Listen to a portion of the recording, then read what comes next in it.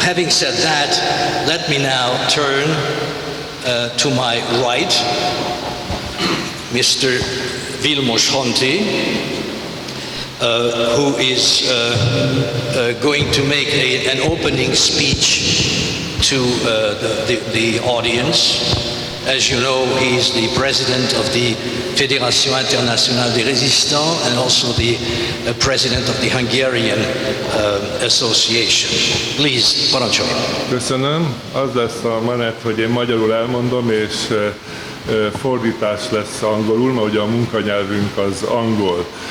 De mielőtt hozzákezdenék, házigazdaként, nem csak titeket köszöntelek, hogy ilyen szép számba eljöttetek, és higgyétek el, hogy sokkal több érdeklődő lett volna, csak én féltem, hogy nem férünk be, és ezért nagyon sok magyar vendéget már vissza kellett tartani. Dear friends, participants, thank you for coming. I'm the chairman of the MEASZ and welcome you. And I will tell you that thanks for coming. And I would like to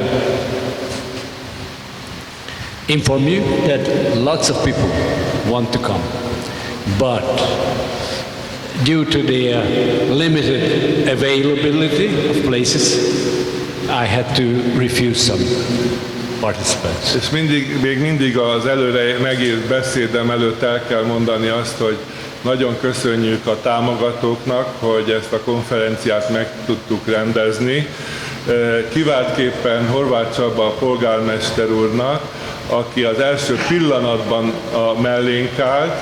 Délelőtt már itt volt a FIR végrehajtó bizottsági ülésén, ott elmondta a szövegét, most nem tud itt lenni. Lesz majd egy kis brossúra, abba bele fogjuk tenni nyilvánvalóan.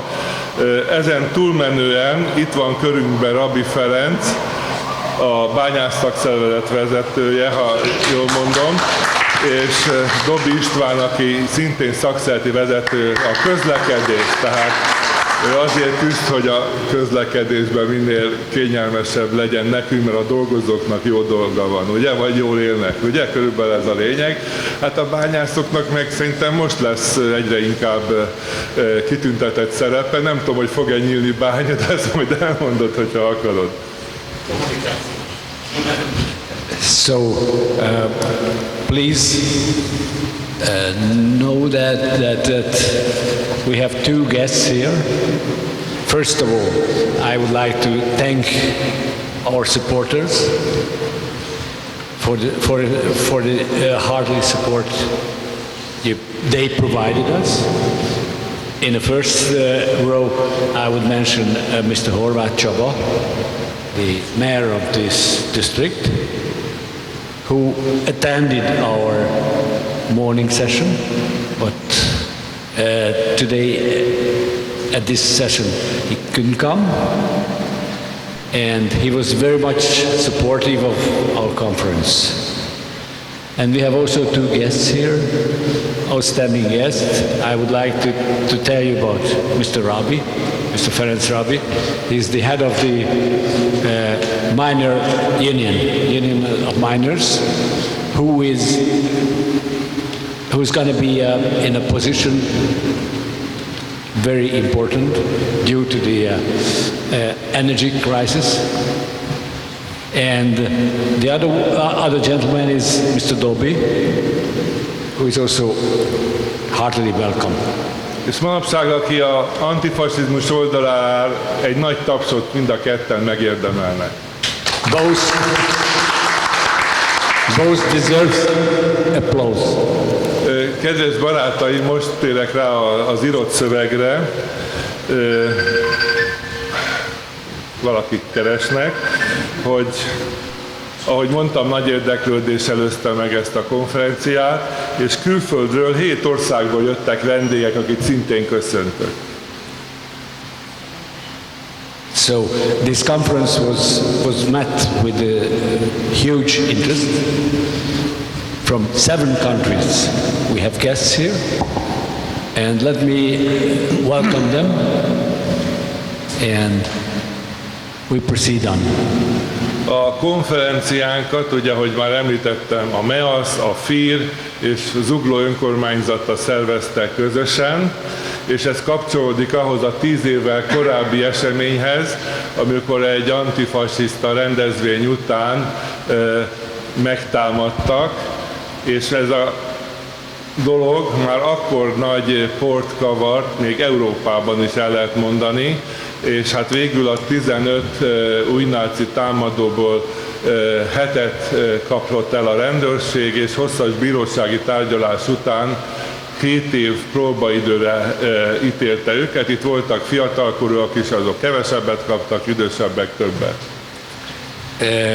Before we start with my speech, let me inform you that this event closely connected to my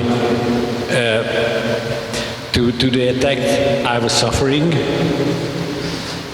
10 years ago because of my anti-fascist views, and the perpetrators were sentenced for 7 years, 7 perpetrators, 7 years, suspended.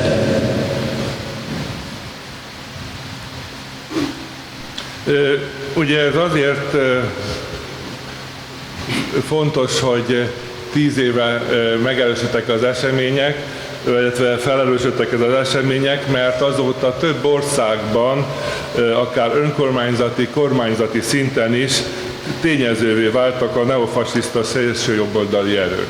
It's important to mention because in a number of countries these extreme right forces are on the rise, and they became a government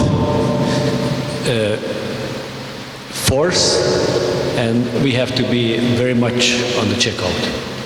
Magyarországon el kell ítélnünk a miniszterelnök szélsőjobboldali megnyilvánulásait, a kormánynak a migránsok, a zsidók, a cigányok, a melegek és más kisebbségek elleni folyamatos gyűlöletkeltését, valamint azt a politikát, amelyben védtelen kiszolgáltatott emberek oly mértékben elszegényednek, hogy sanyarú sorsuk okát keresve, különösen a kormányzati média túlsúlya és a sajtóban is terjedő szélsőjobboldali propaganda miatt az ilyen jellegű narratíva befolyásolja őket.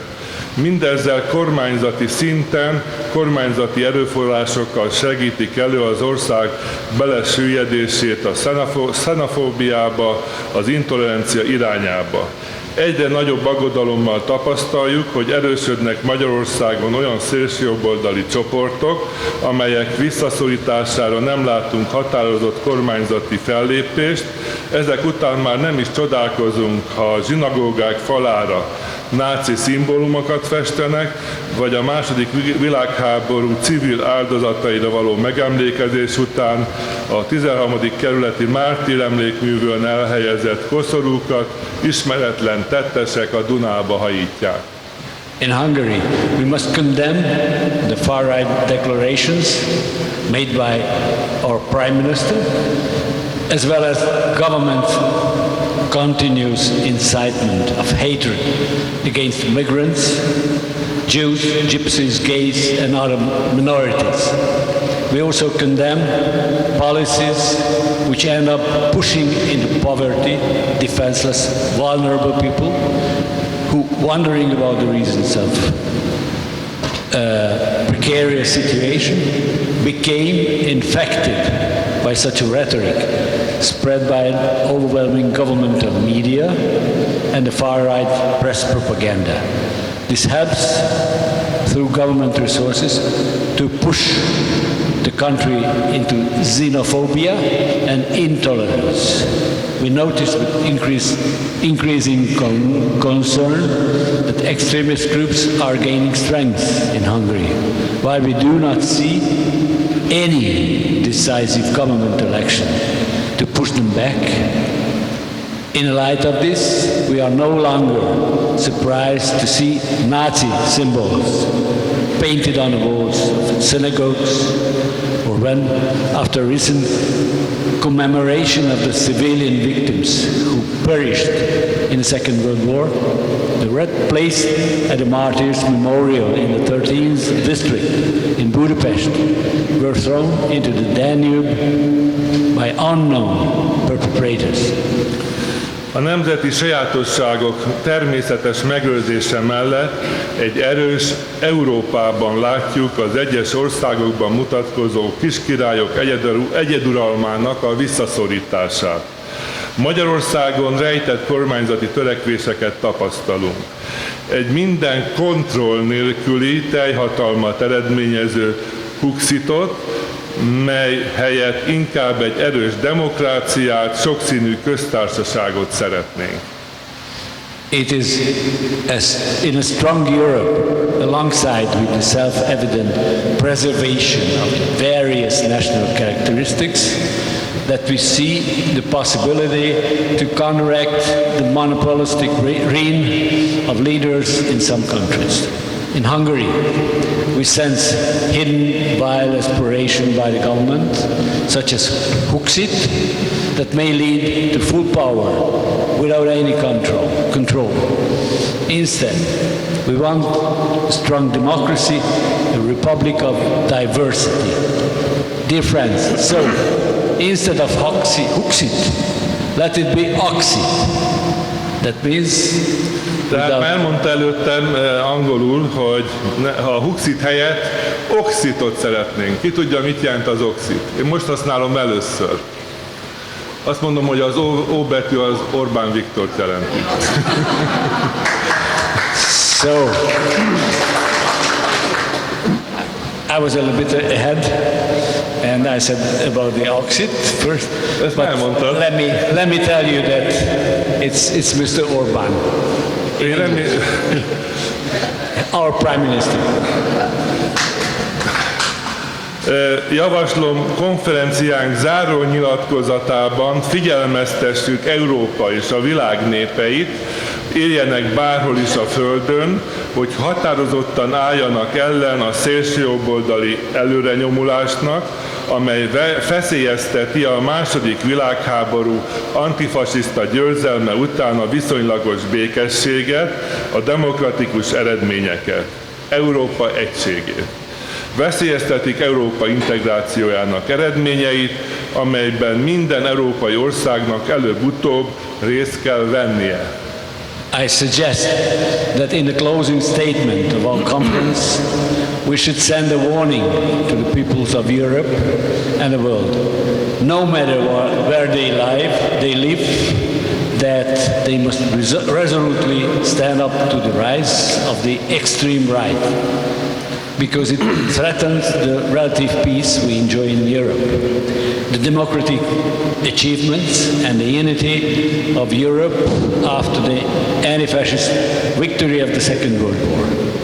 And because it undermines the results of the European integration, in which sooner or later every European country should participate. A békét kell támogatnunk. Le kell szögeznünk, miszerint bárhol a világon egy egész országra rányomni a bélyeget, hogy fasiszta, veszélyes és cinikus demagógia. A fegyveres konfliktusokban az egyszerű emberek szenvedik a legtöbbet. És ha már a háborúkról beszélünk, elfogadhatatlan és szörnyű következményekkel jár, ha egy szomszédos országgal való nézeteltérések miatt fegyverekhez nyúlunk. We must support peace. We must acknowledge that nowhere in the world can an entire country be labeled as fascist, which is a dangerous and cynical demagogue. In armed conflicts, ordinary people suffer the most.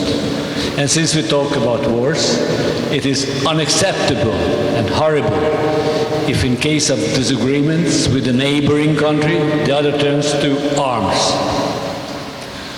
A megtévesztő, populista, szélsőjobboldali ígérgetések és a gyűlöletkeltés mellett azokra a mindennapi életünket fenyegető olyan drámai kihívásokra is figyelmet kell fordítanunk, mint a klímaváltozás, a járványok, az elszegényedés, az éhínség, főleg a fiatalokat sújtó munkanélküliség, az egészségügy és az oktatás terén jelentkező súlyos problémák. Beyond the deceptive, populist, far-right promises and hate-mongering, we should also pay attention to the dramatic challenges that threaten our everyday lives, such as climate change, epidemic, poverty, hunger, unemployment, especially among the young, lack of health care, lack of education, etc. Kedves barátaim, bízom benne, hogy a mai konferenciánk üzenete majd hozzájárul ahhoz, hogy fölrázza és jó irányba vigye az itt és más országban működő, békére és jogilag szabályozott életre törekvő demokratikus, humanista véleményformálókat. Közösen tegyünk meg minden erőnk szerint, még nem késő, de bűn mindenfajta késlekedés. Dear friends, I'm confident that the message of our conference will contribute to mobilize and put on the right track the right-minded opinion makers in Hungary and in other countries, those who strive for peaceful and low-regulated life. Let's do everything we can together. It's not too late, but any delay would be a sin. Thank you for your attention.